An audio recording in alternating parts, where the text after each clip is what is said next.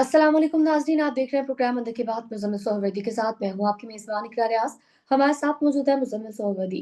अस्सलाम वालेकुम, welcome to the show. क्या हाल है आपका? वालेकुम सलाम, बिल्कुल ठीक, आप सुनाएँ कैसी तबीयत है आपकी? मैं ठीक हूँ, अल्लाह पाक का शुक्र है। सर, सबसे पहले तो आपसे जानना चाहूँगी मुलाकात का अहवाल। आखिर अल्लाह अल्लाह करके मुलाकात करवा ही दी गई है। मुज़ाकराती कमेटी की बानी पीटीआई से हमने देखा पहले सीएम के भी पहुँचे, फिर उसके बाद दीगर लोग आए जो कमेटी मेंबरान थे। इस मुतालिक आप क्या कहेंगे? ओवरऑल कैसे सम अप करेंगे? देखें, एक तो इतवार वाले दिन मुलाकात कराई गई। जी। इससे पहले हुकूमत कह रही थी जेल मैनुअल इजाज़त नहीं देता, तो आज इतवार वाले दिन जेल खोल ली है। इससे हुकूमत का अपना केस कमज़ोर होता है। आपने पहले एक दफ़ा सुबह 7 बजे आज़म सवाती के लिए जेल खोली, उसको पॉलिटिकली यूज़ किया पीटीआई ने कि आपने म मह पाँव पड़ गए सुबह 7 बजे, आपको नहीं खोलनी चाहिए थी, आपको 9 बजे का इंतज़ार करना चाहिए था। अब भी आप यहाँ तो जुम्मे हफ्ते को मुलाकात करा देते हैं, अब आपने छुट्टी वाले दिन, इतवार वाले दिन जेल खोल के मुलाकात कराई है, तो वो कल को कहेंगे ना कि आप छुट्टी वाले दिन भी जेल खोल लेते हैं, आपका तो कोई कानून ज़ाब्ता ही नहीं है। तो हमें क्यों हर दफ़ा अगली दफ़ा आप किस मुँह से रोकेंगे? वो अदालत चले जाएँगे कि जी इन्होंने इतवार वाले दिन मुलाकात कराई थी तो हमारी नहीं कराई। मेरे नज़दीक ये कोई गवर्नमेंट की वेरी गुड मूव नहीं है। अगर गवर्नमेंट की है तो भी गुड मूव नहीं है और अगर एस्टेब्लिशमेंट की है तो भी बड़ी गुड मूव नहीं है, बैड मूव है, दोनों की। मैं समझता हूँ कि या तो आपको वर्किंग डे वाले दिन मुलाकात करा देनी चाहिए थी, या फिर कल मंडे का इंतज़ार कर लेते सुबह 9 कल मंडे को सुबह 10 बजे करा देते। ये इतवार वाले दिन मुलाकात कराने की ज़रूरत क्या थी? फिर आप तमाम कैदियों के लिए इतवार वाले दिन जेलें खोलनी शुरू कर दें। फिर जो मोहम्मदीन और गैबदीन कैद हैं, उनके घर वालों की भी इतवार वाले दिन मुलाकातें कराएँ, फिर जेल इतवार को बंद क्यों होती है? जी। मेरे तो ख़्याल में it was not a good move, not a good optic. क्या आपने इतवार वाले दिन जेल खोल के इनकी स्पेशली मुलाकात कराई है। पहले गंडापुर की 2 घंटे वन ऑन वन कराई है। क्या इससे हासिल हो गया गवर्नमेंट को और एस्टेब्लिशमेंट को, जो कल मंडे को हासिल नहीं हो सकता था या 2 दिन पहले कराते तो हासिल नहीं हो सकता था। ऐसी क्या आग लगी हुई थी, जो आज इतवार को ना बुझाई जाती तो फिर लॉस एंजेलिस वाली आग लग जानी थी पाकिस्तान में, कुछ समझ नहीं आई। मेरे ख्याल में एवें ही पैथेटिक डिसीजन है। चाहे एस्टेब्लिशमेंट का है, चाहे गवर्नमेंट का है, दोनों का ही पैथेटिक डिसीजन है। मेरा मतलब आपको कुछ तो खेल के आदाब रखने चाहिए। कभी आप पहाड़ पे चढ़ जाते हैं और कभी ज़मीन पे लेट जाते हैं, तो ये क्या सियासत है कि किसी दिन कहते हैं हम नहीं कराएँगे 15 दिन मुलाकात, रुलाते रहते हैं उनको। फिर खोल नहीं होते इतवार वाले दिन भी कोई बादशाही निज़ाम तो नहीं है ना पाकिस्तान में। कोई कानून ज़ाब्ते की बात है, ये तो बादशाही निज़ाम हुआ। बादशाह साहब ने चाहा तो इतवार वाले दिन भी दरबार लगा लिया, नहीं चाहा तो फिर वर्किंग डेज़ वाले दिन भी बादशाह सलामत सोए रहे। तो मुझे तो ये कोई अच्छी मूव आज नहीं लगी इतवार वाले दिन मुलाकात कराने की और मैं इसको पॉलिटिकली भी काउंटर प्रोडक्टिव समझ रहा हूँ, वैसे भी। अब मुलाकात क्यों कराई गई? एक राय ये है कि जी मुज़ाकरात कामयाब कराने के लिए मुलाकात कराई गई। मैं नहीं समझता मुज़ाकरात कामयाब हो सकते हैं। मुज़ाकरात कामयाब होने का 1% चांस भी नहीं है। मेरे ख़्याल में ये हुँ। किसी ने कान में आके कह दिया होगा कि सर वो मुलाकात करा दें। नहीं तो मुज़ाकरात की नाकामी इस बात पर हो जाएगी कि आपने मुलाकात नहीं कराई और हुकूमत ज़िम्मेदार हो जाएगी। ज़िम्मेदारी अपने ऊपर से हटाएँ और पीटीआई पर डाल दें। उन्होंने कहा अच्छा ज़िम्मेदारी हम पे आ जाएगी, चलो करा दो मुलाकात। ऑप्टिक्स का खेल है। आपने कल तक पीटीआई के पास एक बहाना था कि अगर आप हमारी मुलाकात करा दें तो फिर बड़ा ज़बरदस्त हो जाएगा। हालाँकि कुछ भी नहीं होना था। 26वीं आईनी तरमीम पे भी हमने देखा था मुलाकातों से कुछ नहीं होता। ये एक डांग टपाऊ काम है पीटीआई इसको पॉलिटिकल लीवरेज के तौर पे इस्तेमाल करती है। उन्होंने कर लिया। हुकूमत को मजबूर कर लिया मुलाकात के लिए, कोई पॉज़िटिव बात तो है नहीं। वरना क्या आपका ख़्याल था आज की मुलाकात के नतीजे में इमरान 9 मई पे माफ़ी माँग लेगा? 26 नवंबर के जुडिशल कमीशन से पीछे हट जाएगा तो आपने मुलाकात कराई है कि बड़ा ब्रेक थ्रू है, कुछ भी नहीं होना था। एस्टेब्लिशमेंट को भी कुछ नहीं मिलना, हुकूमत को भी कुछ नहीं मिलना। मुझे तो समझ नहीं आई। आप तीसरा दौर कर लें, वो जुडिशल कमीशन माँग रहे हैं, आप दे ही नहीं सकते, वो नाकाम हो जानी है। मुलाकात करा भी दें नाकाम है, ना भी कराएँ तो नाकाम है। लिहाज़ा आइदर वे मुज़ाकरात ने नाकाम होना था, उन्होंने 31 जनवरी की डेडलाइन दी हुई है। वो डेडलाइन अपनी जगह मौजूद है, वो ट्रंप के आने का इंतज़ार कर रहे हैं, ट्रंप के आने के बाद अब क्या हो मेरे नज़दीक आज की सबसे अहम प्रेस कॉन्फ्रेंस फैसल वाडा की थी, मुलाकात इतनी बड़ी खबर नहीं थी। जी। फैसल वाडा साहब ने आज कहा है कि पाकिस्तान की एस्टेब्लिशमेंट की बिलखुसूस आर्मी चीफ आसिम मुनीर की बैक चैनल डिप्लोमेसी से ट्रंप से बात हो गई है। आज उन्होंने जो प्रेस कॉन्फ्रेंस की है, वो ये कह रहे हैं कि आसिम मुनीर की ट्रंप की इंतज़ामिया के लोगों से बात हो गई है और 20 जनवरी के बाद जब ट्रंप आएगा, तो वो इमरान खान की रिहाई के लिए पाकिस्तान से कोई मुतालबा नहीं करेगा। ये आज फैसल वाडा साहब कह रहे थे।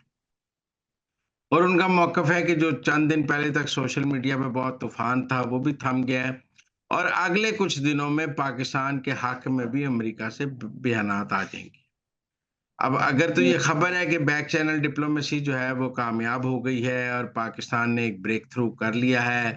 वो ब्रेक थ्रू सऊदियंस के ज़रिए हुआ है, वो ब्रेक थ्रू कैसे हुआ है, इसकी तफ़सीलात अमूमी राय है सऊदियंस के ज़रिए हुआ है। तो उस ब्रेक थ्रू के नतीजे में पिछले दिनों शेख मोहम्मद भी आए हुए थे, शहबाज शरीफ मिले, मरियम मिली।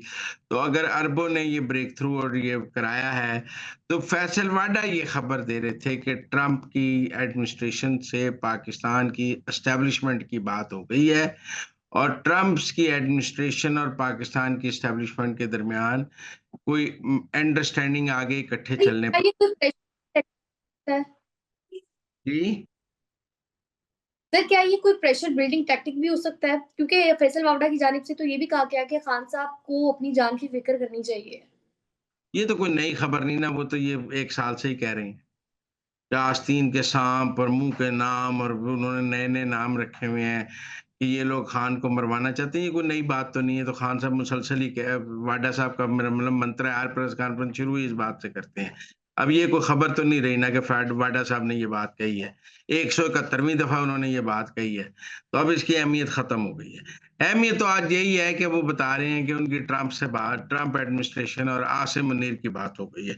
उन्होंने बार-बार लफ्ज़ आसिम मुनीर का लिया है कि पाकिस्तान के आर्मी चीफ ने ये बड़ा ब्रेक थ्रू किया है और पाकिस्तान के आर्मी चीफ के बैक चैनल डिप्लोमेसी कामयाब हो गई है और पाकिस्तान के आर्मी चीफ तो वो बता रहे हैं कि एस्टेब्लिशमेंट और आसिम मुनीर की ट्रंप से बात हो गई है।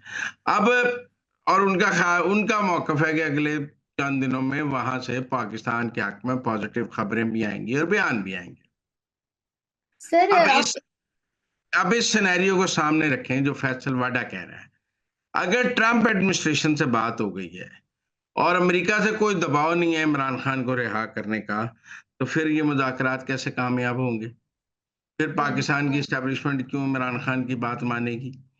सारी मिथ ही ये थी कि जी 20 जनवरी इमरान खान भी 31 जनवरी के घोड़े पे इसलिए सवार था कि जो करना है 31 जनवरी से पहले करो क्योंकि उसको ट्रंप नज़र आ रहा था। और अगर पाकिस्तान की एस्टेब्लिशमेंट भी कि हुकूमत को मुज़ाकरात का कह रही थी, तो हम कह रहे थे ट्रंप की वजह से कह रहे हैं। तो अगर ट्रंप का फैक्टर खत्म हो गया, तो ना इमरान खान के पास बेचने के लिए कुछ है और ना हुकूमत और एस्टेब्लिशमेंट दबाव में है।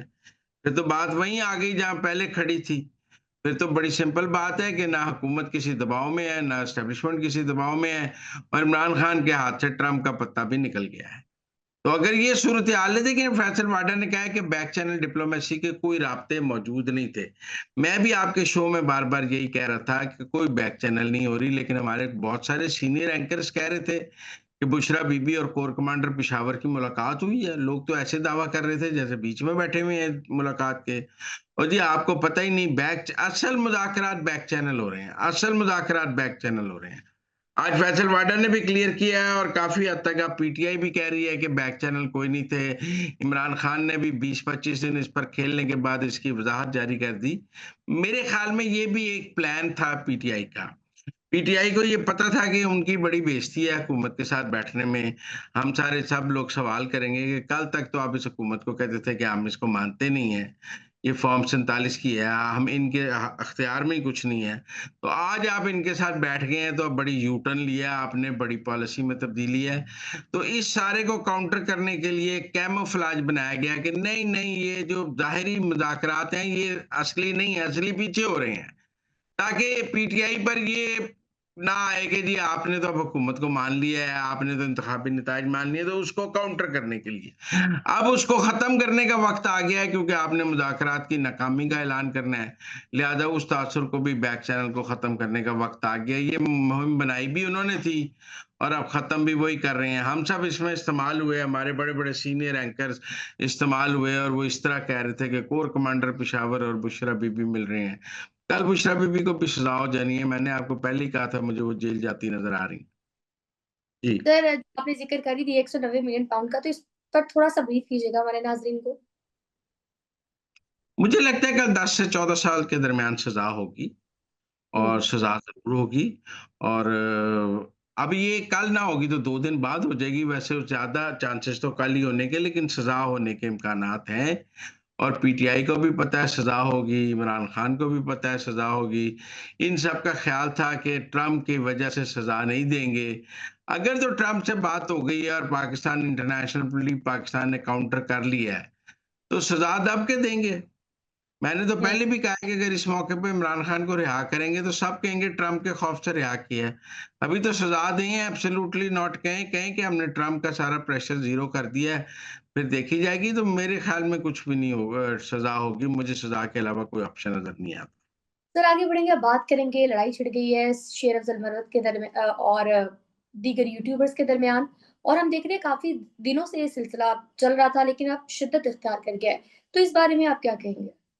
अच्छा, आज ना पीटीआई के जो सोशल मीडिया विंग है ना, वो शेर अफ़ज़ल मरवत की वो जो 2018 का इलेक्शन है ना, उसके इंतखाबी नताइज जिसमें उनको 33 वोट मिले ना, वो शेयर करता रहा कि जी इसकी असल औकात तो ये है, ये 33 वोट हैं, खान का टिकट मिला है तो ये जीत गया है। और बड़ी शेर अफ़ज़ल मरवत के खिलाफ आज आज पीटीआई के ऑफिशियल हैंडल ने भी शहबाज गिल की वो वीडियो ट्वीट की हुई थी जिसमें वो शेर अफ़ज़ल मरवत को कह रहे थे कि वो पार्टी पर हमला ना करें। हुँ। आज शेर अब्दुल मरवत ने भी जवाबी एक लंबा ट्वीट किया है। उन्होंने कहा है कि मैं ये आदिल राजा और इन सब के ऊपर मुकदमा करने लगा हूँ और ये इमरान रियाज खान ने भी मेरे ऊपर जो इल्ज़ामात लगाए हैं, उसके ऊपर भी मुकदमा करने लगा हूँ। और जो साबिर शाकर और जिस-जिस पीटीआई के यूट्यूबर ने मेरे ऊपर कोई इल्ज़ामात लगाए हैं, मैं इन सबको अदालत में ले जाने लगा हूँ। वो कह रहे हैं मेरी गंडापुर से भी बात हो गई है। मेरा ख़्याल है इमरान रियाज खान, आदिल राजा वग़ैरह से तो गंडापुर भी तंग है। क्योंकि वो रोज़ गंडापुर पर भी इल्ज़ाम लगाते हैं कि ये एस्टेब्लिशमेंट के मिले हुए हैं। तो मुझे लगता है इन यूट्यूबर्स के ऊपर अब पीटीआई की तरफ से ही मुकदमे होने लगेंगे। शेर अफ़ज़ल मरवत करेंगे और लोग इनके ऊपर मुकदमे करेंगे और अगर तो इमरान खान ने इनको मुकदमे करने से ना रोका, फ़र्ज़ कर लें शेर अफ़ज़ल मरवत को आदिल राजा, इमरान रियाज़ खान, साबिर शाकर पे मुकदमा करने से इमरान खान नहीं रोकता और मुकदमे हो जाते हैं, तो फिर आप अंदाज़ा लगा लें कि ये लोग कहाँ खड़े हैं। और अगर गंडापुर भी इनके ऊपर करता है, पहले गंडापुर की गालियों वाली टेप तो आई है, जो वो इमरान रियाज़ खान को और सबको गालियाँ निकाल रहा था। मेरे ख़्याल में ये एक दिलचस्प होगा कि ये जिन लोगों ने अपनी सारी जर्नलिज़्म पीटीआई के लिए कुर्बान कर दी और ये पीटीआई के ट्रोल्स और सोशल मीडिया हैंडलर्स बन गए, अब इनके ऊपर पीटीआई ही मुकदमे करेगी, तो ये कहाँ खड़े हों? ठीक हो गया। सर आगे बढ़ेंगे, अब बात करेंगे हम देख रहे हैं मुल्क में दहशतगर्दी के खिलाफ, इत्तलाल ख़वारिज के खिलाफ का पाक फ़ौज जो है वो शाना बजाना खड़ी हुई है। तो अब हम देख रहे हैं कि टीटीपी का ये जो मर्जर है, तो इससे क्या इम्पैक्ट होगा? देखिए, टीटीपी के मुख्तलिफ जो छोटे-छोटे ग्रुप्स थे ना, कमांडर्स थे, पहले ये इंडिपेंडेंटली ऑपरेट कर रहे थे।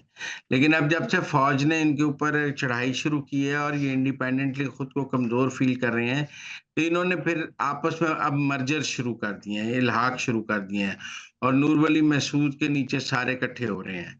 ये इनके कमज़ोर होने की निशानी है, क्योंकि जब ये ताकतवर थे, तो ये अपने-अपने इलाकों में अपना-अपना कंट्रोल लिए बैठे थे और एक-दूसरे की बात नहीं मानते थे। ये वॉरलॉर्ड्स हैं। अब जब इनको नज़र आया है कि अकेले-अकेले सर्वाइव करना मुश्किल हो गया है, तो इन्होंने अपने मर्जर्स शुरू कर दिए हैं। और ये मर्जर्स जो हैं, ये इनकी कमज़ोरी की निशानी है कि ये खुद को अब अकेले-अकेले कमज़ोर महसूस कर रहे हैं और एक-दूसरे की ताकत इन्हें चाहिए है। मेरे ख़्याल में ये तो उनकी कमज़ोरी की निशानी है, मज़बूती की निशानी नहीं है।